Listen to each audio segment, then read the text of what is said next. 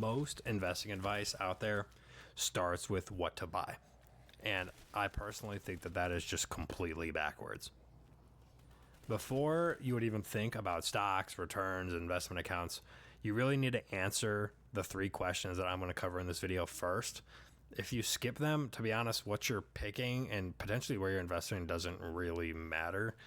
So before we go any further, I just want to be clear, as always, I'm not a CFP. I'm not a financial advisor. This isn't financial advice.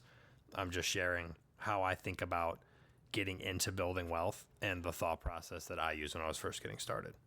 And even beyond when I was getting started, because I think even if you're along in your investing journey, it's a good idea to revisit these questions and make sure that you're on target for whatever your goals are.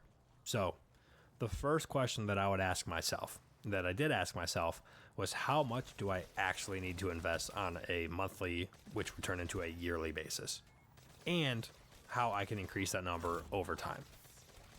If money's tight, I get it. If you're just starting out, building the habit is what's most important. So even if you find out what number you want to work towards and it's higher than what you can afford right now, just starting the habit of $10, $20, $50 a month is the most important thing. It'll become addicting. You will want to find ways to increase that number that you're contributing. It truly gets addicting. That's how I view it, at least.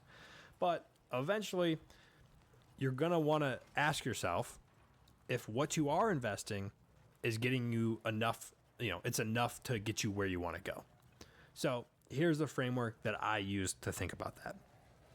At its core, investing is really about one thing: income replacement. The goal is to build a portfolio large enough that you no longer need a paycheck to support your lifestyle. You can do it through stocks, where you would be able to take a certain percentage. You can do it through real estate, a business, whatever. Whatever way you can get money in to replace the money that you get in through your job is how a lot of people think about it. So let's walk through an example. Let's just say there's a guy named Jimmy. Jimmy is 25 years old. He makes $50K a year, and he's a schlub. Okay, he never gets any wage increases, no inflation adjustments. He just stays at $50K a year. For Jimmy, he wants to retire at 65, so 40 years, and continue spending $50K a year in retirement. So keep his salary the same in retirement. For that number, he would need a portfolio of $1.25 million. And that number sounds huge. Okay, I get it. A lot of people stop right there. Yep, turn the video off. I'm good. I'll never get there. Why would I keep listening? But when you reverse engineer this number, it changes how you think about this completely. So, using a 7% average annual return while investing and a 4% withdrawal rate in retirement, Jimmy would need to invest roughly $430 to $480 per month over 40 years. That is only about 10 to 12% of his income. Now, I am not saying that that is nothing, but let's be honest, it also sounds nowhere near as impossible as 1.25 million, especially if you're just starting out. 1.25 million makes it sound like you'll never get there. Now, I do need to go back on one thing I said in there, if you were listening, and you might ask this question: what is a 4% withdrawal rate, right? I get what 7% average annual return means. I get the monthly contribution. I get the income replacement. What do you mean by 4% withdrawal rate? And it's super simple. It's a guideline based on a historical data study called the Trinity Study, which I will link in the description, that the conclusion was that with a diversified portfolio between stocks and bonds, you can withdraw 4% of your total portfolio's worth per year. And that would give you a very high probability that the money would last for 25 to 30 years or more in retirement. It's not a guarantee. It's just a study that did some pretty intensive math, and it's just commonly used when starting, when figuring out investment and retirement needs. But the biggest takeaway here for somebody for question one is that once you know how much income you want to replace, you can work backwards and estimate how much you might need to invest each month. And that alone, to me at least, makes the process a lot less intimidating. All right, so we got question one down. The next question: when do you want to retire? And there's really I don't want to say there's two questions in this question, but there's two things to think about inside of this question. And it depends on a lot of personal factors, but it's still something important to think through in the next evolution in this line of thinking. So there are different account types that have different rules when money can be accessed.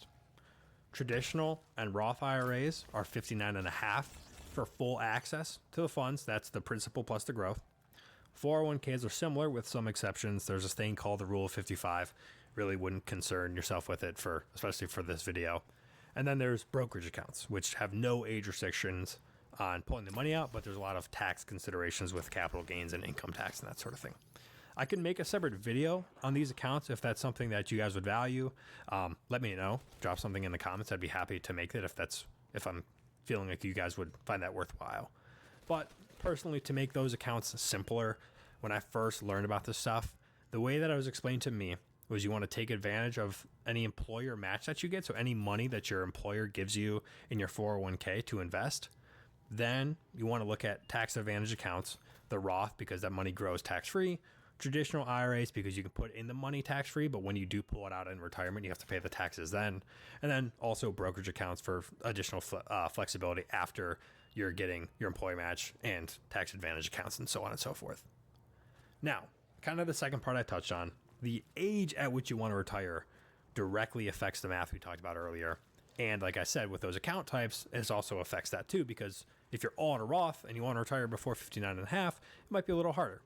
So if someone wants to retire earlier, they're giving their investments less time to compound, which usually means you're going to have to contribute more than the percentage that we initially talked about, or you're going to have to try to get a higher return than 7 or 8%, which personally, investing more money to me sounds a lot easier than getting better returns than that, but to each their own.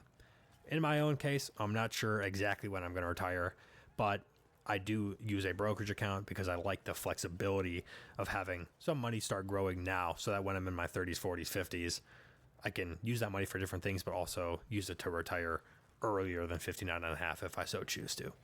But like I said, retiring earlier directly affects the math that we discussed about earlier. Because of that, I'm going to drop a retirement calculator link in the description that I highly suggest using. There's really just 4 or 5 inputs that you have to make.